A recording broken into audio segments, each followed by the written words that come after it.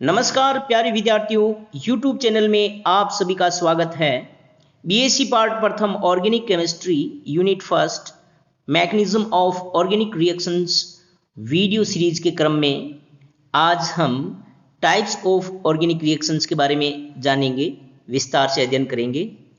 इससे पहले हमने टाइप्स ऑफ ऑर्गेनिक रिएक्शंस अभिक्रियाओं के प्रकार में प्रथम प्रकार प्रतिस्थापन अभिक्रिया यानी कि सब्स्टिट्यूशन रिएक्शंस में नाभिक स्नेही प्रतिस्थापन अभिक्रिया, एकाणुक नाभिक स्नेही प्रतिस्थापन अभिक्रिया एवं द्विअणुक नाभिक स्नेही प्रतिस्थापन अभिक्रियाओं के बारे में उदाहरण सहित जानने का प्रयास किया, समझाने का प्रयास किया। आज हमारे कंटेंट हैं इसी क्रम में इलेक्ट्रोफिलिक सब्स्टिट्यूशन रिएक्शंस एंड मुक्त मूलक substitution reactions, free radical substitution reactions and electrophilic substitution reactions। तो हम प्रतिस्थापन अभिक्रियाओं के जो प्रकार हैं उनमें आज हमारा कंटेंट है इलेक्ट्रॉन स्नेही प्रतिस्थापन अभिक्रिया। तो शुरू करते हैं इलेक्ट्रोफिलिक सब्स्टिट्यूशन रिएक्शंस। इस प्रकार की अभिक्रियाएं हैं, इनमें अटैकिंग स्पीसीज मंद स्टेप में अटैकिंग स्पीसीज क्या होती है? इलेक्ट्रोफाइल होती है। इलेक्ट्रोफाइल यानी कि खुद इलेक्ट्रॉन डेफिशिएंट स्पीसीज होती हैं शिवम, और जहां इलेक्ट्रॉन का आधिक्य हो उस सेंटर पे इस इलेक्ट्रॉन डेफिशिएंट स्पीसीज, जिसको हम इलेक्ट्रोफाइल कहते हैं, यानी कि इलेक्ट्रॉन से स्नेह रखने वाली जो स्पीसीज है या अभिकर्मक है वो अटैक करता है जहां इलेक्ट्रॉन्स का आधिक्य हो। और ये जो अभिक्रिया है स्पेशली मुख्यतः एरोमेटिक कंपाउंड्स के द्वारा प्रदर्शित की जाती है। तो हम वन बाय वन एग्जांपल्स के माध्यम से समझाने का प्रयास करेंगे कि इलेक्ट्रॉन स्नेही प्रतिस्थापन अभिक्रिया क्या होती है। तो एग्जांपल फर्स्ट है नाइट्रेशन ऑफ बेंजीन। ये नाइट्रेशन ऑफ बेंजीन है वो द्विअणुक इलेक्ट्रोफिलिक सब्स्टिट्यूशन रिएक्शंस का प्रकार है और SE2 टाइप्स हैं। और आप देख सकते हैं यहाँ पे ये नाइट्रेशंस हैं, यहाँ ये बेंजीन है। इस बेंजीन पे nitrating mixer concentrate HNO3 and concentrate H2SO4 यानी कि सांद्र H2SO4 लेते हैं और सांद्र नाइट्रिक एसिड लेते हैं और हम यहाँ प्राप्त कर रहे हैं प्रोडक्ट के रूप में नाइट्रोबेंजीन्स। तो इसकी मैकेनिज्म है वो दो स्टेप में संपन्न होती है। दो स्टेप में संपन्न आप देख सकते हैं यहाँ नाइट्रेटिंग मिक्सर जो मैंने बताया था कि सांद्र नाइट्रिक एसिड होता है और सांद्र सल्फ्यूरिक एसिड होता है, और ये दोनों रिएक्ट करके क्रिया करके H3O पॉजिटिव और नाइट्रोनियम आयन बनाता है NO2+। ये जो NO2+ है ये ही इलेक्ट्रोफाइल है, ये ही अटैकिंग स्पीसीज है जो इलेक्ट्रॉन्स का जहां आधिक्य है वहां पे ये इलेक्ट्रॉन डेफिशिएंट स्पीसीज जिसको हम इलेक्ट्रोफाइल कहते हैं, इसी वजह से इस अभिक्रियाओं का नाम पड़ा है इलेक्ट्रोफिलिक सब्स्टिट्यूशंस। यानी कि पहले से वीकली उपस्थित, कमजोर उपस्थित इलेक्ट्रोफाइल का स्ट्रॉन्ग इलेक्ट्रोफाइल के द्वारा प्रतिस्थापन हो रहा है। तो हम इसको यहाँ मैकेनिज्म के माध्यम से समझ सकते हैं। ये बेंजीन रिंग है और बेंजीन रिंग में हम जानते हैं कि 6 पाई इलेक्ट्रॉन्स का डीलोकलाइज्ड इलेक्ट्रॉनिक सिस्टम होता है। यानी कि आप यहाँ 3 पाई बॉन्ड देख सकते हैं और 3 पाई बॉन्ड का मतलब होता है 6 इलेक्ट्रॉन, और 6 इलेक्ट्रॉन का विस्थानीकृत एक सिस्टम होता है, रिंग करंट होता है, और यानी कि इलेक्ट्रॉन्स का आधिक्य है। और यहाँ नाइट्रोनियम आइंस जो कि नाइट्रेटिंग मिक्सर्स के द्वारा बनाई गई है NO2+, इस NO2+ पे इलेक्ट्रॉन्स का आधिक्य नहीं है, कमी है, इलेक्ट्रॉन की डेफिशिएंसी है। तो ये इसकी डेफिशिएंसी को पूर्ति करने के लिए पाई इलेक्ट्रॉन्स जो बेंजीन रिंग्स के हैं वो इस NO2 की तरफ आकर्षित होंगे और NO2 इसके नजदीक आएगा तो वो पाई इलेक्ट्रॉन्स के द्वारा ये NO2 जुड़ जाएगा बेंजीन रिंग से। और इसी प्रकार ये हमें एक धनायन मिला है, और ये धनायन या कैटाइंस ये इस एरोमेटिक रिंग्स में रेजोनेंस के द्वारा स्टेबलाइज हो जाता है। यानी कि ये पॉजिटिव चार्ज यहाँ है, अब नेक्स्ट पॉजिटिव चार्ज यहाँ पाई इलेक्ट्रॉन्स का आधिक्य है तो ये इस ओर शिफ्ट होंगे इलेक्ट्रॉन्स, यहाँ इस ओर शिफ्ट होने से यहाँ इलेक्ट्रॉन्स की कमी आ जाएगी, और इसी प्रकार यहाँ शिफ्ट होंगे तो यहाँ इलेक्ट्रॉन्स की कमी आ जाएगी। इस प्रकार हमें रेजोनेटिक स्ट्रक्चर यानी कि अनुनादी संरचनाएं प्राप्त होगी, और इन अनुनादी संरचनाओं के कारण ये जो पॉजिटिव चार्ज है वो अनुनाद के द्वारा स्टेबलाइज होता है। और फिर नेक्स्ट जो सेकंड स्टेप है, यानी कि यह मैकेनिज्म 2 स्टेप में संपन्न हो रही है। हमने फर्स्ट स्टेप जो स्लो स्टेप है मंद गति से संपन्न होने वाला है, और इस मंद गति से संपन्न होने वाले स्टेप में इलेक्ट्रोफाइल का अटैक हुआ है, NO2 प्लस का अटैक हुआ है, और पाई इलेक्ट्रॉन्स जो बेंजीन रिंग में उपस्थित हैं वो उनके साथ इसने बंध बनाया और NO2 जुड़ गया बेंजीन रिंग से, और बनने वाला जो कैटाइंस हैं वो कैटाइंस एरोमेटिक कैटाइंस वो स्टेबलाइज हुआ है रेजोनेंस के द्वारा। और नेक्स्ट जो फर्स्ट स्टेप है सेकंड स्टेप, यहाँ पर H plus aromatic systems maintain रखने के लिए H प्लस का निकलना बाहर जरूरी हो गया, क्योंकि ये अभी जो कार्बोकेटाइन्स है वो एरोमेटिक सिस्टम नहीं है। तो एरोमेटिक सिस्टम मेंटेन रखने के लिए यहाँ से H है वो H प्लस अपने इलेक्ट्रॉन त्यागेगा, तो यहाँ से ये प्लस की जो इलेक्ट्रॉन्स की कमी है वो पूर्ति हो जाएगी, और ये H है वो H प्लस के रूप में बाहर निकल गया, यहाँ देख सकते हैं। और फास्ट स्टेप है, यहाँ से कार्बन और हाइड्रोजन बंध का वियोजन हुआ है, H प्लस टूटा है, विस्मांस विखंडन हुआ है। विस्मांस विखंडन का मतलब कार्बन और हाइड्रोजन है, तो यहाँ बॉन्डेड जो इलेक्ट्रॉन्स हैं वो कार्बन के पास रह गए और हाइड्रोजन के पास कुछ नहीं है, यानी कि प्लस का चार्ज है, एक इलेक्ट्रॉन्स की कमी के कारण इस पे प्लस चार्ज आया है। और फास्ट स्टेप में ये नाइट्रोबेंजीन हमें प्राप्त हुई है। तो हमने अभी नाइट्रेशंस ऑफ बेंजीन्स जो कि उदाहरण है इलेक्ट्रोफिलिक प्रतिस्थापन अभिक्रिया या इलेक्ट्रोफिलिक सब्स्टिट्यूशन रिएक्शंस का, ये अभी हमने मैकेनिज्म के माध्यम से समझाने का प्रयास किया। तो नेक्स्ट हम देखते हैं कि यहाँ इस रिएक्शंस के लिए जो अभिक्रिया की गति आप देख सकते हैं, एक स्टेप मंद है, एक स्टेप फास्ट है। तो यहाँ जो वेग वेलोसिटी कांस्टेंट है वो KH, यानी कि H जब सेकंड स्टेप में जब H टूट करके H प्लस के रूप में बाहर निकलता है तो उसकी अभिक्रिया की जो वेलोसिटी वेग है, और अपॉन यहाँ यदि हाइड्रोजन की जगह ड्यूटेरियम ले लेते हैं तो C और D बॉन्ड है वो कार्बन और D ड्यूटेरियम बॉन्ड ब्रेक होगा। तो ये कार्बन और ड्यूटेरियम बॉन्ड ब्रेक करने के लिए अधिक एनर्जी की आवश्यकता होगी, कार्बन और हाइड्रोजन बॉन्ड ब्रेक करने के लिए कम एनर्जी की आवश्यकता होगी। तो यहाँ जो वेलोसिटी कांस्टेंट है या वेग स्थिरांक का मान है, हाइड्रोजन है और ड्यूटेरियम है, तो भी इनके वेग स्थिरांक के मान में कोई परिवर्तन नहीं है, यानी कि इनका जो रेशियो है वो 1 प्राप्त होता है। तो हम ये मानेंगे कि जो सेकंड स्टेप है जहां कार्बन और हाइड्रोजन के बीच में विस्मांस विखंडन हो रहा है, H प्लस बाहर निकल रहा है, कार्बन और हाइड्रोजन बंध टूट रहा है, वो कौन सा बॉन्ड है, वो कौन सा स्टेप है, फास्ट स्टेप है। तो for this reactions KH by KD is equal to या अप्रोक्स इक्वल टू 1। और हम जानते हैं कि कार्बन और ड्यूटेरियम बॉन्ड की एनर्जी ज़्यादा है और वनिस्पत कार्बन और हाइड्रोजन के बीच में। तो ये value of KH by KD is equal to 1 indicates that CH bond breaking step is very fast step. Fast step होने के कारण यहाँ वेग नियतांक में हाइड्रोजन हो या ड्यूटेरियम हो कोई फर्क नहीं पड़ता, यहाँ तो इनका रेशियो भी क्या आता है, 1 आता है। ये मैकेनिज्म है। ये अब सेकंड एग्जांपल्स है इलेक्ट्रोफिलिक प्रतिस्थापन अभिक्रिया का फ्रीडल क्राफ्ट अभिक्रिया। ये जो फ्रीडल क्राफ्ट अभिक्रिया है ये बेंजीन का हम यहाँ एल्काइलेशंस कर रहे हैं। एल्काइलेशंस में हमने हेलो एल्केन ली है, हेलो एल्केन में क्लोरोमीथेन्स, और हम LCl3 जो लुईस एसिड्स की तरह बिहेव करेगा, और फ्रीडल क्राफ्ट रिएक्शंस के लिए स्पेशल है और विशेष है रीजेंट। तो LCl3 की उपस्थिति में हम इस बेंजीन रिंग का एल्काइलेशंस भी किस प्रकार की अभिक्रिया का उदाहरण है, इलेक्ट्रोफिलिक सब्स्टिट्यूशन रिएक्शंस का एग्जांपल्स है। यहाँ H प्लस हटा है और CH3 प्लस है वो जुड़ा है। नेक्स्ट इलेक्ट्रोफिलिक प्रतिस्थापन अभिक्रिया का एग्जांपल्स है nitration of phenols. It is nitrated with dilute HNO3 a small amount of phenol is oxidized to produce HNO2 which with HNO3 gives NO plus ion।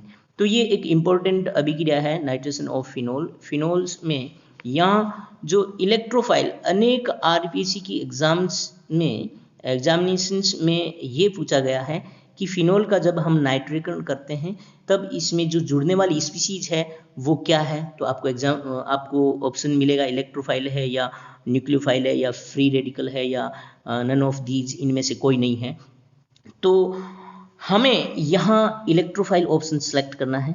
और दूसरा क्वेश्चन यहाँ से पुटअप हो सकता है कि नाइट्रेशंस ऑफ फिनोल में इलेक्ट्रोफाइल स्पीसीज क्या है। तो NO प्लस है वो इलेक्ट्रोफाइल स्पीसीज है, न कि NO2 प्लस। तो इसका मैकेनिज्म से हम समझ सकते हैं आसानी से। ये नाइट्रेटिंग स्पीसीज है, सांद्र HNO2 और ये है 2HNO3। ये HNO2 कहाँ से प्राप्त हुआ? फिनोल के आंशिक ऑक्सीडेशन से हमें HNO2 प्राप्त हुआ है और हम डाइल्यूट HNO3 ले रहे हैं। तो HNO2 और HNO3 क्रिया करके हमारे पास ये NO प्लस ये स्पीसीज प्राप्त हुई है, इलेक्ट्रोफाइल प्राप्त हुआ है। और इस NO प्लस का अटैक कहाँ होगा? फिनोल के पैरा पोजीशन पे होगा और फिनोल के पैरा पोजीशन पे NO प्लस का अटैक होने से और फिर ये HNO3 से क्रिया करके किस में कन्वर्ट हो रहा है? NO2 में, और बाहर क्या निकल रहा है? HNO2। तो इस प्रकार हम इलेक्ट्रोफिलिक सब्स्टिट्यूशन रिएक्शंस को उदाहरणों के माध्यम से समझा है। मुख्यतः ये एरोमेटिक कंपाउंड्स के द्वारा प्रदर्शित की जाती है और इनमें इलेक्ट्रोफिलिक सब्स्टिट्यूशन रिएक्शंस में हम फ्रीडल क्राफ्ट अभिक्रियाओं का एग्जांपल्स ले सकते हैं। नेम रिएक्शंस हैं nitrations of phenols and nitrations of benzene का उदाहरण हम ध्यान में रख सकते हैं। तो आगे हम देखते हैं कि with the progress of the reactions more and more HNO2 is produced and the rate of reactions is increase। अब यहाँ क्या होता है कि जैसे जैसे अभिक्रिया प्रोग्रेस होती है, अभिक्रिया जो रिएक्टेंट से किस में कन्वर्ट हो रही है? प्रोडक्ट में कन्वर्ट हो रही है। तो हमें अधिक से अधिक क्या मिल रहा है? HNO2 मिल रहा है। और हम क्या ले रहे हैं? ये जो फिनोल का नाइट्रेशंस की एक और स्पेशल बात है कि ये सांद्र नाइट्रिक एसिड लेने की आवश्यकता नहीं है। हमने यहाँ देखिए डाइल्यूट नाइट्रिक एसिड लिया है। क्या लिया है? Dilute nitric acid. Dilute nitric acid क्या होता है कि ये फिनोल है, ये आंशिक ऑक्सीडाइज होकर के HNO2 बनाता है ये, और ये HNO2 बन रहा है हमारे पास कंटिन्यूसली HNO2 रिएक्शंस के द्वारा।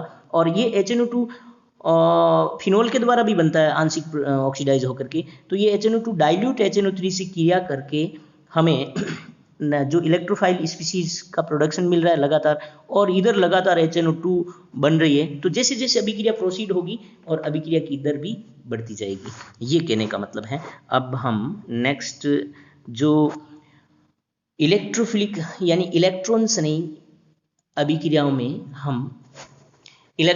अभिक्रियाओं में हम प्रतिस्थापन अभिक्रिया में हम इलेक्ट्रॉन स्नेही अभिक्रिया के बारे में पढ़ रहे थे। और प्रतिस्थापन अभिक्रिया में जो थर्ड टाइप है वो है मुक्त मूलक प्रतिस्थापन अभिक्रिया। तो मुक्त मूलक प्रतिस्थापन अभिक्रिया क्या होती है? मुक्त मूलक प्रतिस्थापन अभिक्रिया में क्या होता है कि जो आक्रमणकारी स्पीसीज है वो एक मुक्त मूलक होती है। Generally these reactions are initiated by radicals in the gas phase और इन नॉन पोलर सॉल्वेंट। यहाँ जो मुक्त मूलक होते हैं वो अभिक्रिया को शुरू करते हैं। आप यहाँ देख सकते हैं ये जो हैलोजिनेशन ऑफ एल्केन है, उदाहरण है मुक्त मूलक प्रतिस्थापन अभिक्रिया का। ये क्लोरीनेशन, हैलोजिनेशंस में हम यहाँ अध्ययन करेंगे क्लोरीनेशन एंड ब्रोमिनेशंस। एल्केन में क्लोरीनेशन एल्केन का और ब्रोमिनेशंस। यहाँ फ्लोरीनेशन इसलिए नहीं करते हैं क्योंकि फ्लोरीनेशंस है वो लाइट की प्रेजेंस में मुक्त मूलक क्रिया विधि में ये बहुत विस्फोट के साथ संपन्न होती है, इसलिए फ्लोरीनेशन ऑफ एल्केन का हम यहाँ नहीं लेते हैं उदाहरण। यहाँ क्या लेते हैं? एल्केन का क्लोरीनेशंस एंड ब्रोमिनेशंस। फ्लोरीनेशंस हैं वो विस्फोट के साथ संपन्न होने वाली अभिक्रिया है। तो यहाँ देख सकते हैं ये एल्केन है और ये Cl2 क्लोरीन है, जहाँ हम एल्केन का क्लोरीनेशन करवा रहे हैं लाइट की प्रेजेंस में। और ये जो हेलो एल्केन प्राप्त हुई है और ये HCl, हेलो में क्लोरो और R का मतलब एल्केन। ये जो मुक्त मूलक अभिक्रिया है ये 3 पदों में संपन्न होती है। 3 स्टेप्स के अंदर संपन्न होने वाली मुक्त मूलक क्रिया विधि है। प्रथम ते क्या होता है, प्रथम पद में जो मुक्त मूलक क्रिया विधि का प्रथम पद है उसको हम श्रृंखला प्रारंभक पद कहते हैं या चेन इनिशिएटिव स्टेप कहते हैं। चेन इनिशिएटिव स्टेप में क्या होता है कि मुक्त मूलकों का निर्माण होता है, प्रोडक्शन ऑफ फ्री रेडिकल्स। तो आप देख सकते हैं ये क्लोरीन का अणु है Cl2 और लाइट की प्रेजेंस में H फोटोन की प्रेजेंस में या इस बॉन्ड का समांश विखंडन हुआ है तो एक इलेक्ट्रॉन Cl के पास और एक इलेक्ट्रॉन इस Cl के पास, तो ये समांश विखंडन से हमें 2 मुक्त मूलक प्राप्त हुए हैं, क्लोरीन मुक्त मूलक। और जो सेकंड स्टेप है, ये जो प्रथम स्टेप में बना क्लोरीन मुक्त मूलक सेकंड स्टेप में एल्केन से क्रिया करेगा। ये एल्केन है RCH, कुछ भी ले लो, मेथेन, एथेन, प्रोपेन, ब्यूटेन। तो ये जो एल्केन है, एल्केन से रिएक्शंस करेगा मुक्त मूलक और मुक्त मूलक एल्किल मुक्त मूलक का निर्माण होता है और HCl बनता है। ये एल्किल मुक्त मूलक बना है। और नेक्स्ट स्टेप को हम श्रृंखला संचरण पद कहते हैं, यानी कि चेन प्रोपेगेशन स्टेप कहते हैं। और इसमें ये जो चलती रहती है जब तक मुक्त मूलक अवेलेबल हो, इसलिए इसको कहते हैं चेन प्रोपेगेशन स्टेप एंड श्रृंखला संचरण पद।